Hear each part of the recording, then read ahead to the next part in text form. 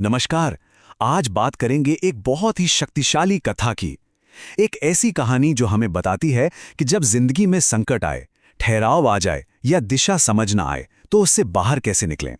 ये कहानी है दुर्गति नाशिनी की, यानी वो जो हर दुर्गति का नाश करती हैं। तो चलिए बिना देर किए शुरू करते हैं। तो सबसे पहले इस नाम को ही समझते हैं, है ना। दुर्गति नाशिनी, ये दो शब्दों से मिलकर बना है, दुर्गति और नाशिनी। अब दुर्गति का मतलब क्या हुआ? मतलब बुरा हाल, दुर्भाग्य, कोई संकट, या जब लगे कि जिंदगी बस एक जगह थम गई है। और नाशिनी मतलब जो नाश कर दे, खत्म कर दे। तो सीधी सी बात है, दुर्गति नाशिनी वो शक्ति हैं जो हर तरह के दुख, दर्द और ठहराव को खत्म कर देती हैं।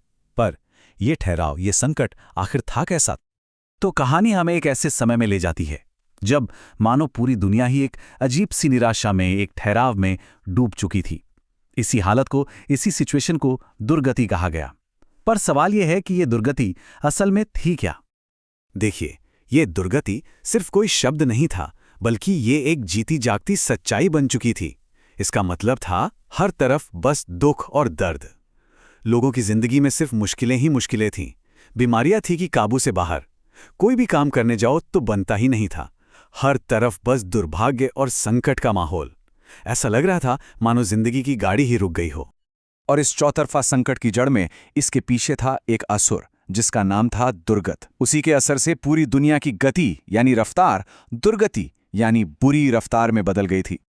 हालात इतने बिगड़े कि समाज का पूरा ढांचा ही बिखरने लगा। सबसे पहले तो व्यापार, बिजनेस, सब कुछ एकदम ठप पड़ गया। पूरी इकोनॉमी चरमरा गई। फिर एक के बाद एक राज्यों के बीच अनगिनत युद्ध छिड़ गए।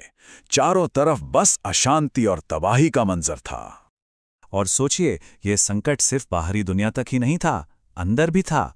मतलब जो लोग मन की शांति के लिए साधना कर रहे थे, उनकी कोशिशें भी नाकाम हो रही थीं। कहीं से भी कोई उम्मीद की किरण नहीं दिख रही थी।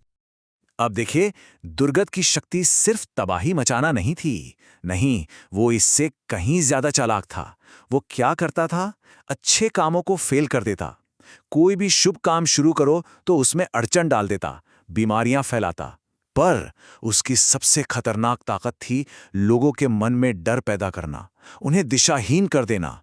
वो लोगों को मुसीबतों के एक ऐसे जाल में फंसा देता था जहां से निकलना नामुमकिन सा लगता था।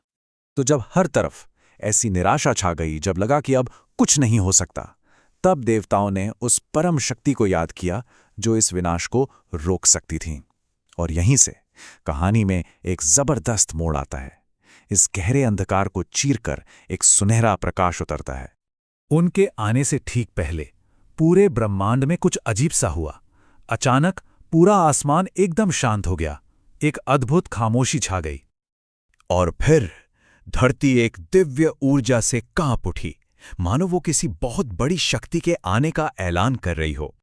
और उसी दिव्य प्रकाश के बीच से वो प्रकट हुई, मां दुर्गति नाशिनी, संकटों का नाश करने वाली, दुर्भाग्य का अंत करने वाली शक्ति। जरा उनके स्वरूप की कल्पना कीजिए। 3 आंखें, 8 भुजाएं और हर हाथ में त्रिशूल, तलवार, पाश जैसे शक्तिशाली हथियार। और वो एक विशाल शेर पर सवार थीं। उनका रूप ऐसा था जो दुष्टों के लिए भयंकर था, तो वहीं भक्तों के लिए करुणा से भरा हुआ। और अब शुरू हुआ असली युद्ध। पर यह सिर्फ एक देवी और एक असुर की लड़ाई नहीं थी। नहीं, ये लड़ाई थी गति यानी प्रोग्रेस की, दुर्गति यानी ठहराव के खिलाफ। ये थी रोशनी और अंधेरे की आखिरी जंग। और इन दोनों शक्तियों में फर्क देखिए, कितना साफ था। एक तरफ था असुर दुर्गत, जो काले धुएं के बवंडर जैसा था और चिल्ला रहा था, मैं गति को नष्ट करता हूं। तो दूसरी तरफ थी मां दुर्गति नाशिनी, सुनहरे प्रकाश की मूरत, जिनका संदेश था, जहां मैं हूं वहां सिर्फ और सिर्फ गति है। और फिर देवी ने वो एक लाइन कही जो इस पूरे युद्ध का सार है। उन्होंने कहा, तेरा जन्म बाधा से हुआ और मेरा प्रकाश दिशा से। कितनी गहरी बात है ये कि समस्या का जन्म ही रुकावट डालने से होता है, जबकि समाधान हमेशा एक सही दिशा मिलने से पैदा होता है।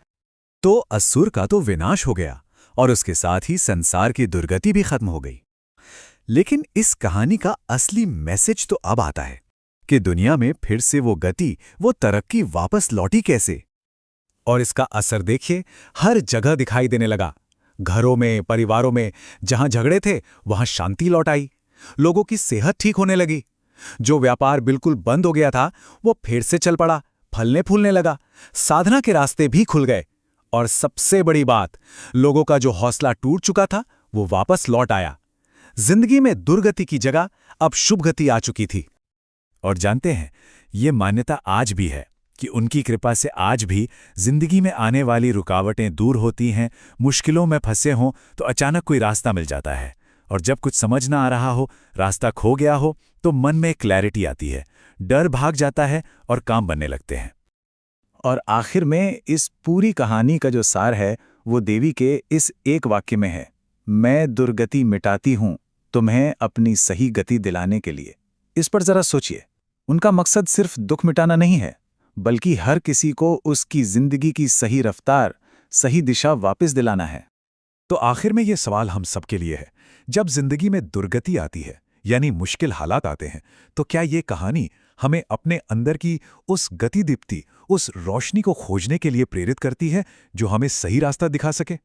इस पर सोचिएगा जरूर।